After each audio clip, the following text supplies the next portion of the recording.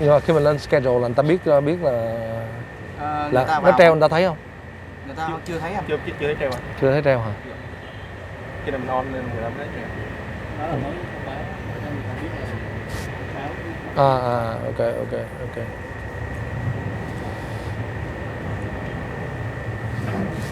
Có một số người comment đó. Ừ? Một số người comment rồi. Có một số người ta comment rồi hả?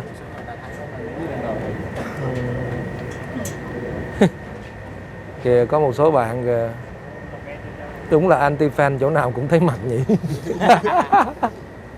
Em đi vô cái máy toàn một xíu, nó đang bị đổ bên tay khoa một xíu.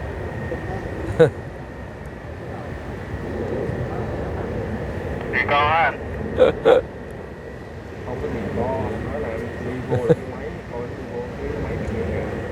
Dạ kính thưa quý vị các bạn, thì bây giờ là 7 giờ kém 10 phút, chỉ còn khoảng hơn 30 phút nữa thôi, 10 phút hả? Chính thức là mình 19 giờ 30 đúng không? Mình chính là 19 giờ luôn hả? Ồ, 19 giờ là mình live. 19 giờ thì live nhưng mà chương trình thì như là 19 giờ 30 bắt đầu á. 9 giờ 30. Thì có thể là 19 giờ mình bắt đầu lên từ từ cho anh ta chuẩn bị thôi. Hẹn của mình là 19 giờ. Như vậy có thể mình phải lên sớm một chút xíu, 19 giờ 15 là show bắt đầu chạy để anh. Đây là những hình ảnh hậu trường của show diễn cuộc đời nha quý vị các bạn. Hôm nay thì đây là tập thứ 3 của show diễn cuộc đời. Và nhân vật của tập thứ 3 thì cũng xin thưa với quý vị các bạn là nhân vật của tập thứ 3 chính là anh chú Hùng Hero. Chú Hùng Hero thì tên thật là Phan Thanh Hiệp. Tên thật của anh Hùng Hero tên thật là Phan Thanh Hiệp, nhưng mà cũng đã có một cái câu chuyện trước đó mình giới thiệu về cái anh Hùng Hero rồi. Tại vì sao là có cái tên là anh Hùng Hero, thì đó là cái tên của do các cái bạn học viên của anh, các học trò của anh đặt cho anh. Mà cái học trò lúc anh dạy tiếng Anh đặt là thầy Hùng xong rồi Hùng ghép vô cái tiếng anh Hùng Hero. Là từ đó cái nickname đó, cái biệt danh nó đi theo anh tới bây giờ luôn. Thật của anh là anh Phan Thanh Hiệp. Thì thưa quý vị các bạn, thì cái nhân vật của tập thứ 3 này nó thật ra thì hơi khác với hai cái nhân vật của tập đầu tiên của chúng ta, tập 1 và tập 2. Chắc là quý vị các bạn vẫn còn nhớ là tập 1 và tập 2 thì nhân vật của chúng ta đó là chú Hai Liêm, đàn thâu ở Cần Thơ, và anh Thanh Điền, cũng là một nghệ sĩ guitar rất là giỏi, kiếm thị tại Cần Thơ. Đó. Thì tập thứ 3 này thì cái màu sắc mình muốn có một cái màu sắc khác, thì bởi vì anh Hùng Hero là một cái nhân vật mình nghĩ là truyền rất nhiều cảm hứng đến cho các bạn giới trẻ. Anh năm nay 60 mấy tuổi rồi, U70 rồi, nhưng mà anh đã gắn liền với cái đàn guitar khoảng cũng mấy chục năm rồi. Anh đi dạy học nữa thì anh giống như một cái thầy giáo mà nó rất là quắc thước, và cái phẩm chất của anh, cái tư cách của anh Hùng Hero chính là cái điểm mà mình nghĩ rằng là một trong những cái điểm mà mình muốn giới thiệu đó. Thì rồi thì hiện tại thì bây giờ vẫn còn khoảng theo đồng hồ của mình thì 7 giờ kém 10 phút, thì tức là khoảng 7 giờ thì chương trình sẽ bắt đầu. Nhưng mà khán giả cũng đã đến khá đông rồi. Hôm nay thì mình cũng ở đây là trên sân thượng của tòa nhà Coleman House, rooftop của Coleman House sẽ diễn ra cái chương trình tập thứ 3 tại thành phố Hồ Chí Minh. Bà con đến cũng khá là đông đó. Điều đó chứng tỏ rằng là đương nhiên cũng có một số bạn là nói là nhân vật này không phù hợp, nhưng mà có lẽ mình cũng xin chia sẻ lại với các bạn là cái chương trình show diễn cuộc đời không thuần túy là một cái chương trình để giúp đỡ các người khuyết tật, mà đây là một cái chương trình mà mình tìm kiếm những người thật sự đam mê với âm nhạc, đam mê với nghệ thuật, và những người mà với mình cảm nhận được họ có một cái tình yêu vô bờ bến với âm nhạc và nghệ thuật, và nó đi liền với cuộc đời của họ. Và họ là những người có tài, đương nhiên họ có tài năng đó, và có tài năng nhưng mà tài năng ở mức độ hàn lâm, thì đây là cái chương trình mình không hướng đến những cái nhân vật mà có tài năng ở hàn lâm. Thì cũng xin giải thích lại vậy để quý vị các bạn hiểu là đó, trong cuộc sống chúng ta sẽ thấy có những cái nhân vật mà nó rất là đáng yêu, rất dễ thương, dung dị đời thường, cũng không có cái gì quá độc đáo, nhưng cái khát vọng, cái đam mê của họ với âm nhạc là rất lớn, và đương nhiên cái khát vọng họ được có một cái chương trình của mình, một cái chương trình cuộc đời mình chỉ được một lần có một chương trình mini show thôi cũng là đáng quý rồi. Và hiểu được cái điều đó, mình hiểu được cái điều đó, mình cảm thông được cái điều đó, cho nên là comment muốn làm những cái chương trình như vậy để ủng hộ, động viên tinh thần cho những cái nhân vật mà thực sự là họ có đầy đủ đam mê và khát vọng. Đó, thì hôm nay là một cái nhân vật như vậy thì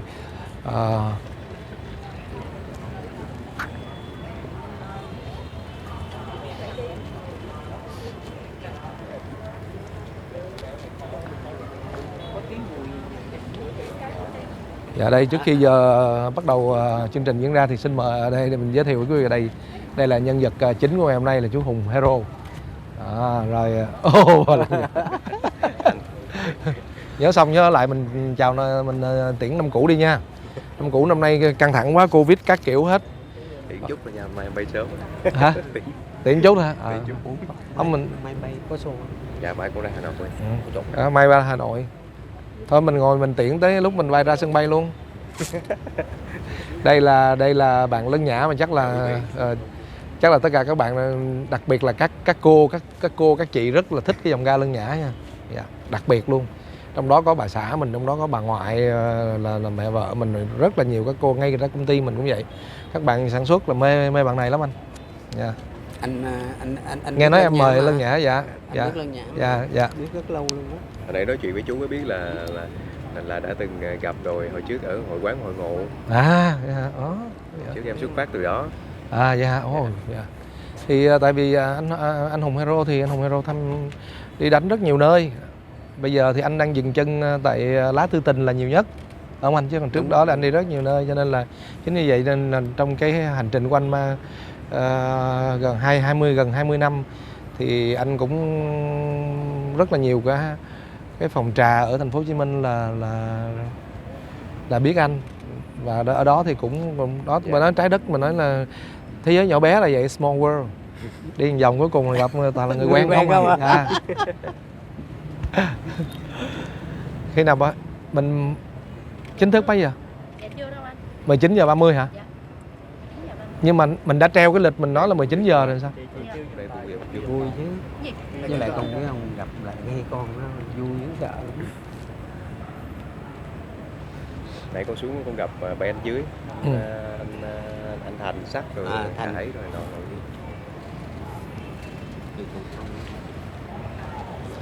Cũng không quên giới thiệu với quý vị các bạn, đây là những cái thành viên đứng luôn luôn đằng sau sân khấu. Ở đây là cô Thúy Ngân, là sản xuất biên tập của team Colorman, từ Tiếng Rao qua tới từ Thiên Đường Ẩm Thực, nói chung rất nhiều show, giọng ca bất bại vân, và bây giờ là Tiếng Rao rồi tới Số Chuyện Cuộc Đời. Còn đây là cô Bít. Dạ. Cô Bít nhưng mà không phải là Kota Bít nha. Cô Bít là trợ lý của giám đốc âm nhạc. Còn đây là cô Uyên. Cô Uyên là giám đốc âm nhạc của rất nhiều chương trình của mình, và là có cả cái chương trình này của mình nữa. Ra đây chút xíu cho sáng cái đẹp gái này đó. Cô Uyên là trong cái nhóm bè Cadillac, một cái nhóm bè mà cũng với mình cũng là huyền thoại đó, với các bạn thì mình không biết làm sao. Hôm nay mình cũng có mời một thành viên của bên nhóm bè Cadillac, đây là bạn Kim Ngân. Đúng không? Đúng Kim Ngân không? Dạ, Kim Ngân. Đang quay. Không nghe, đang nghe lại bà. Rồi Kim Ngân là cũng một giọng hát trong nhóm bè Cadillac cùng với lại bạn Tú Uyên. Đó, chính như vậy nên là hôm nay thì chút xíu nữa thì chúng ta cũng sẽ được nghe giọng ca của Kim Ngân. Cũng xin chia sẻ với quý khán giả luôn là bạn Kim Ngân là cùng với lại bạn Minh Trí nữa là hai cái giọng hát mà có thể nói là hát nền trong cái chương trình Sàn Đấu Ca Từ, nhưng mà rất nhiều khán giả hâm mộ rất là thích, và cứ hỏi là hai anh chị nào hát hay quá mỗi lần cho cái sàn đấu ca từ á, thì đây là một trong hai người, và với mình cũng rất là yêu thích hai anh chị này. Đây là đây là bạn Kim Ngân và bạn Minh Trí nữa, còn một bạn nữa là mình đứng từ xa mình quan sát không à. Dạ. Rồi anh, cảm ơn mọi người. Rồi.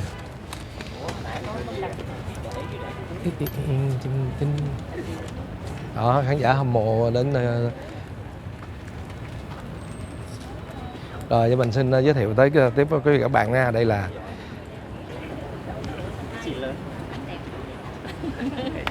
Dạ, đây là anh Xuân Cảnh.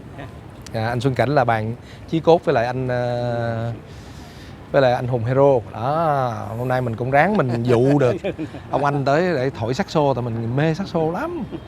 Careless Whisper mình mê cái saxo đó, mà rất là nhiều bài nữa. Lại mình nghĩ rằng cái gu mà hai anh này chơi với nhau là thật ra là cũng không phải là ngẫu nhiên, mà trước đó mình đã thấy rồi trong cái chương trình The Lighthouse ngày trước. Chắc là quý khán giả có biết chương trình mình để mình giúp cho các bạn khiếm thị có một cái sân chơi, nhưng mà sau đó là xui cái dính mùa dịch tới giờ là nó phải đóng luôn tới giờ. Thì biết đâu là sau này có thời gian mình sẽ quay trở lại. Thì hai ông anh là tới là giúp mình rất là nhiều trong cái chương trình đó, và nói chung là tùy tâm thôi, không có một cái gì, không có đòi hỏi bất cứ cái gì hết trơn. Cho nên đó là cái điều mình quý ở cái nhân cách của hai ông anh của mình, đặc biệt là anh Hùng Hero. Chính vậy nên là hôm nay mình quyết định mình làm một cái chương trình với anh Hùng Hero đó, nó có cái duyên vậy đó. Dạ. Lát lên Vui làm ha. bài nha. Dạ thôi để nhà đang yên ổn, đừng bắt em hát. Dạ, ôi. Rồi chắc cũng đông đông rồi hả? Anh nghĩ chắc mình cũng 7 giờ mình livestream đi. Dạ. Có thể mình sớm hơn chút cũng được. Dạ. 7 giờ 15 mình chạy cũng đâu có ảnh hưởng gì. Dạ. Dạ được, tại vì em mới sửa. Sửa gì? Để em sửa lại. Em sửa gì? Em sửa cái giờ ở trên. 19:30 hả? Dạ, bây giờ em sửa lại, anh muốn like giờ nào cũng được hết trơn á. Dạ. Thôi anh nghĩ cũng tương đối rồi đó, đừng để người ta chờ nữa lâu. Dạ rồi, ok. Quan trọng là đủ khách là mình Dạ, chạy. dạ, dạ. Vậy 19:15 nha. 19:15 live hả? 19:15 là diễn, 19 giờ anh live. Ừ, giờ là chuẩn bị live đi. Em đây. Để luôn đi. Em đây nè. Rồi xin giới thiệu với các bạn là có những khách mời. Ủa,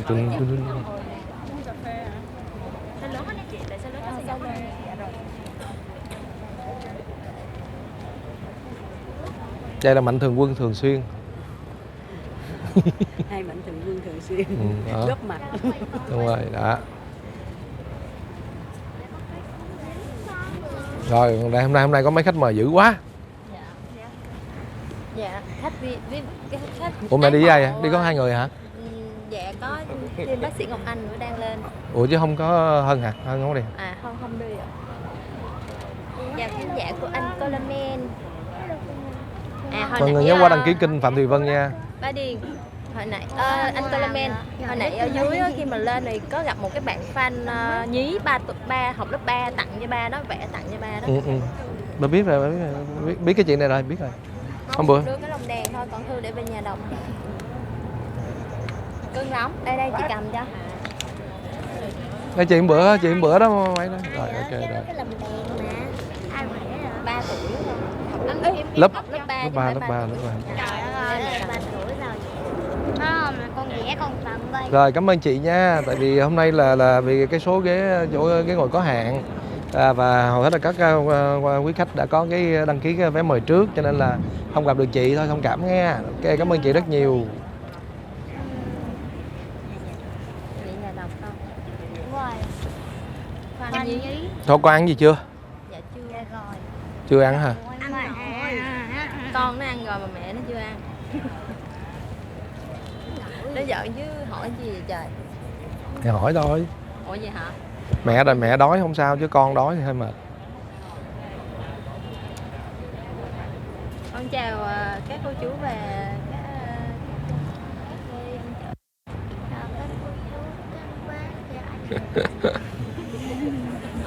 Phá quậy không à.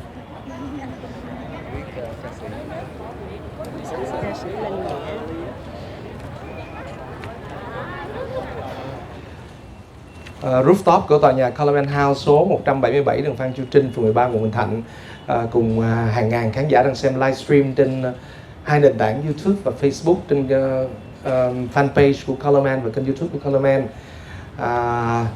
Thưa quý khán giả thân mến, như vậy là ngày hôm nay 30 tháng 12 vào lúc 19 giờ thì chúng ta lại tiếp tục quay trở lại với show diễn cuộc đời tập thứ 3.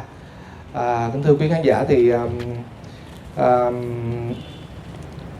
có lẽ là chắc là tất cả quý khán giả, mặc dù show diễn cuộc đời là một cái show hoàn toàn mới, nhưng mà mình cũng xin gửi lời cảm ơn đến tất cả quý khán giả gần xa đã ủng hộ cho show diễn cuộc đời cũng như là Tiếng Rao 4.0. Thưa quý khán giả, là Tiếng Rao 4.0 vừa lại tiếp tục nhận được đề cử trong Award, là một trong những cái chương trình truyền hình đang được yêu thích nhất.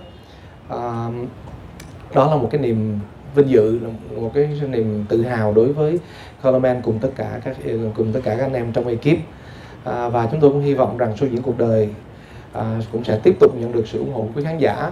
Trong 2 tập đầu tiên là với nhân vật là chú Hai Liêm đàn thau tại Cần Thơ, cũng được nhận được sự ủng hộ cũng rất đông đảo khán giả. Và cái tập thứ 2 đó là tập với chú anh Thanh Điền cũng ở Cần Thơ, cũng là một cái nghệ sĩ khiếm thị, cũng nhận được sự ủng hộ rất đông đảo khán giả. Và mình cũng tin rằng là ngày hôm nay thì tập thứ 3 của show diễn cuộc đời cũng sẽ tiếp tục nhận được sự ủng hộ của đông đảo quý khán giả, không thua kém 2 tập vừa rồi. Và trước khi chương trình show diễn cuộc đời bắt đầu thì Colorman cũng muốn xin dành ít phút để nói lại một chút xíu về cái nội dung của chương trình show diễn cuộc đời, vì sao mà có cái chương trình mang tên là show diễn cuộc đời và cái tiêu chí của chương trình là gì. Bởi vì mình cũng thấy có rất nhiều bạn thắc mắc.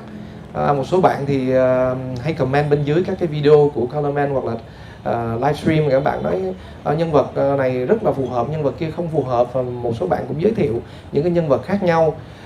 Thì thay mặt ban tổ chức cái chương trình show diễn cuộc đời thì Colorman cảm ơn các bạn đã dành sự quan tâm rất là nhiều đến chương trình, và mình xin ghi nhận tất cả các ý kiến của khán giả. Tuy nhiên ở đây thì mình cũng xin nói lại một chút xíu về cái chương trình show diễn cuộc đời. Xuất phát từ cái hành trình của mình đi rất là nhiều nơi trên khắp đất nước Việt Nam cũng như là kể cả thế giới, thì mình phát hiện ra nó có rất nhiều điều. Mình cảm thấy là có rất nhiều nghệ sĩ đang ẩn danh, họ gắn bó với cái âm nhạc, với nghệ thuật một cách thầm lặng, và cái sự cống hiến của họ cho cái âm nhạc không hề nhỏ. Đó là những cái nghệ sĩ hát rong trên đường phố, đó là những cái nghệ sĩ đàn dạo trong các phòng trà, và cũng có thể là những cái người nghệ sĩ khiếm thị ngày ngày đàn trên những cái bến phà đưa đò qua sông. Thì với mình những cái nhân vật như vậy làm cho mình rất là cảm xúc, bởi vì họ không phải là những cái tài năng hàn lâm, họ không có phải là những cái tài năng được tốt nghiệp. Có rất nhiều người là họ tự học, họ tự trau dồi, họ tự tìm đến với âm nhạc một cách tự phát, và họ yêu âm nhạc đến cái mức mà họ gắn liền với những cái nhạc cụ, họ gắn liền với cái lời ca, tiếng hát của họ ròng rã mấy chục năm trời. Và chắc chắn rằng những cái nghệ nhân ẩn danh này họ sẽ khó có cơ hội, thậm chí là không bao giờ có cơ hội để được bước lên một cái sân khấu một lần trong đời. Thì chính vì mình cảm thấy là có những cái con người nó đặc biệt như vậy, cái đam mê của họ với âm nhạc, với nghệ thuật vô cùng lớn, và cái khao khát của họ được một lần có một show diễn của cuộc đời của mình để làm kỷ niệm, chứ nó cũng không phải là cái gì nó quá lớn lao. Thì xuất phát từ cái ý nghĩ đó, ý tưởng đó, mình phát triển lên một cái chương trình gọi là show diễn cuộc đời. Cho nên mình cũng mong rằng là quý khán giả yêu thương ủng hộ, và không nhất thiết đây là một cái chương trình hoàn toàn là một chương trình thiện nguyện. Một số bạn có thể lầm tưởng đây là một cái chương trình là chúng ta chỉ hướng đến thiện nguyện để giúp đỡ cho các nghệ sĩ, nghệ nhân, các nghệ sĩ, các ca sĩ bị khuyết tật. Dạ hoàn toàn không phải 100% là như vậy. Mà ở đây thì đây là một chương trình rất là nhiều màu sắc, và ngày hôm nay cũng vậy. Mình cũng muốn giới thiệu đến quý vị các bạn một cái nhân vật của show diễn cuộc đời với một cái màu sắc nó khác, cũng rất lạc quan, nhưng nhân vật của ngày hôm nay là một cái người mà với mình cái phẩm chất của anh, phẩm chất, cái đạo đức của anh có thể nói là truyền cảm hứng cho rất nhiều người, cho nhiều thế hệ học trò của anh. Và bây giờ thì Colorman xin được cảm ơn một lần nữa, cảm ơn tất cả quý khán giả những ngày cuối năm bận rộn cũng dành thời gian đến với cái sân khấu của show diễn cuộc đời ngày hôm nay. Và bây giờ thì không để mất thời gian của quý bà con cô bác nữa, chương trình đã xin được phép bắt đầu.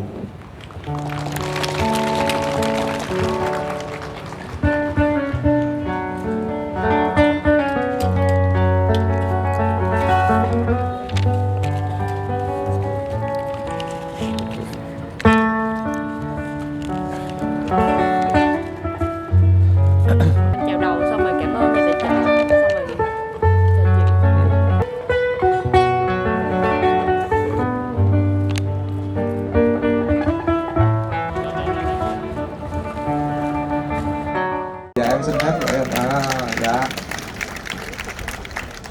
Rồi dạ.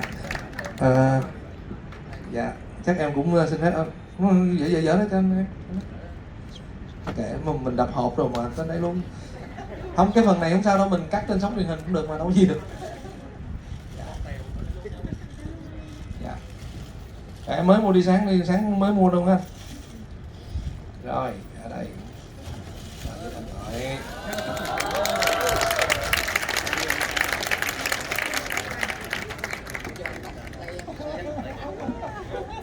Dạ tại vì em nghĩ đi lại, bây giờ đàn thấy ở nhà của anh cũng có mấy cây và em tin chắc là với đàn thì chắc là anh cũng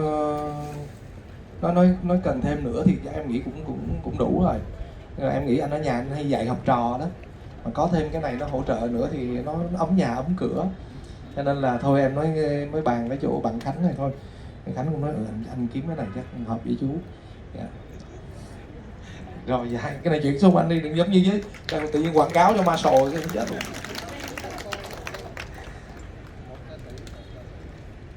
Ban tổ chức này cũng hơi ít ác lắm, yêu cầu em hát là yêu cầu Colorman hát là chen vô giữa tiết mục của Trúc Anh với lại Lân Nhã, không biết nghĩ sao. Dạ, thì đáng lẽ tiết mục kế tiếp là phần trình diễn của Colorman với ca khúc là Phận Tơ Tầm. Dạ nhưng mà thôi mình cũng biết mình phận tơ tầm thôi, mình không hát bữa nay đâu nha. Dạ, sau cái giọng ca ngọt ngào của Trúc Anh rồi chuẩn bị tới Lân Nhã mà nhét mình vô giữa thì chắc là khán giả bỏ về hết. Livestream đang có 10.000 người coi thì chắc là còn có 100 người quá. Và trước khi chúng ta tiếp tục với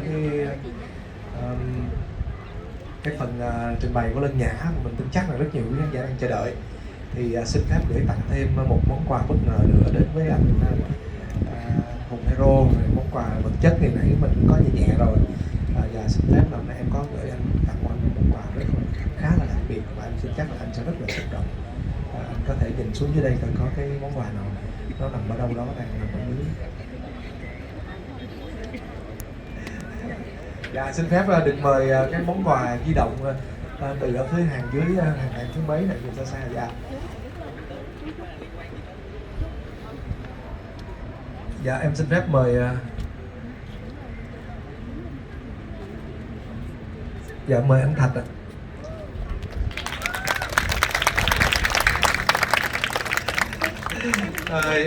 Dạ đây là tiếp tục là một người bạn gọi là chiến hữu của anh Hùng Hero.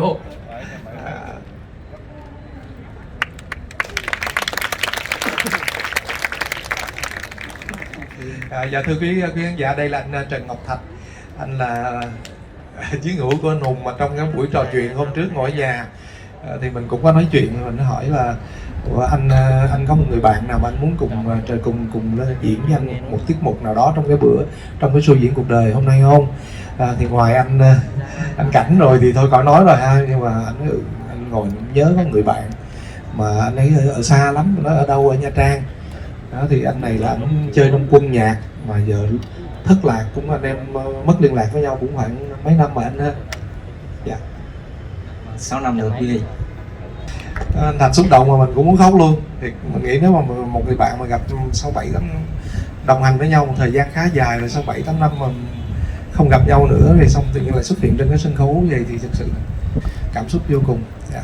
Thì xin một chút xíu lắng động, mình đang chương trình mà đang sung quá nhưng mà thôi chút xíu lắng động. Dạ. Thôi bây giờ thì chúng ta trở lại với một cái phần trình diễn cũng song kiến hợp bích giữa anh Hùng với lại anh Thạch anh ha. Dạ. Dạ mời hai anh.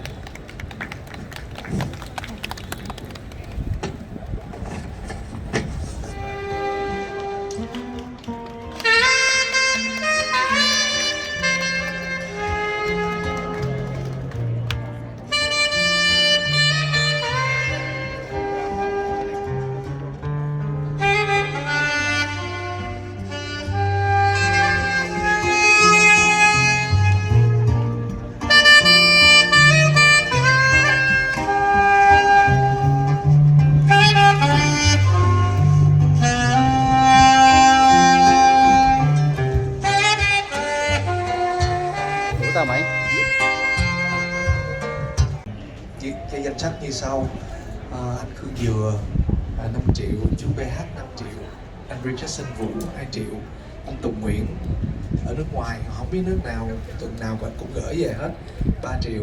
Một Mạnh Thường Quân giấu tên 2 triệu, Mạnh Thường Quân giấu tên đến 1 triệu 104 ngàn. Hà Thế Sơn 200 ngàn, Phan Hâm Mộ quận 7, quận 12 500 ngàn, Nguyễn Minh Thư 200 ngàn, cô Thúy Nga 300 ngàn, anh Minh Lê 3 triệu, anh Tông Bá Thông 200 ngàn và ông bà Trương Cơ Nguyễn Thị Năm 5 triệu.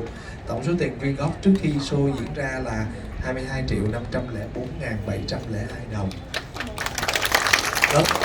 Dạ, thêm một tổ chức chương trình Suy Nghĩ Cuộc Đời thì Khang Lên xin được gửi lời cảm ơn đến tất cả quý khán giả đã đồng hành cùng Suy Nghĩ Cuộc Đời, cùng Tiến Ra 1.0 và các cái chương trình rất là nhân văn và ý nghĩa của công ty Điện Quân của mình. Một lần nữa xin gửi lời đến cảm ơn đến tất cả quý vị các bạn và mong hẹn gặp lại quý vị các bạn trong các chương trình kế tiếp. Suy Diễn Cuộc Đời tập thứ 4 là ai?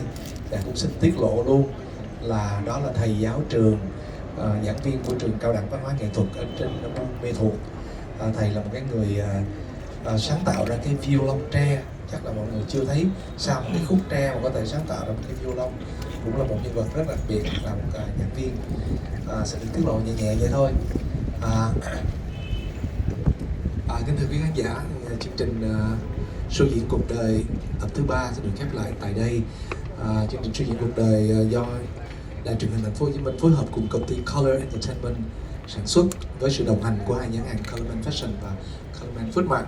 Hẹn gặp lại quý khán giả trong những tập kế tiếp của Show Diễn Cuộc Đời và mong quý khán giả tiếp tục chia sẻ để Show Diễn Cuộc Đời càng đi xa hơn nữa, để giúp cho thật nhiều nhân vật đầy cảm hứng hơn nữa. Cảm ơn tất cả và xin cảm ơn các nghệ sĩ.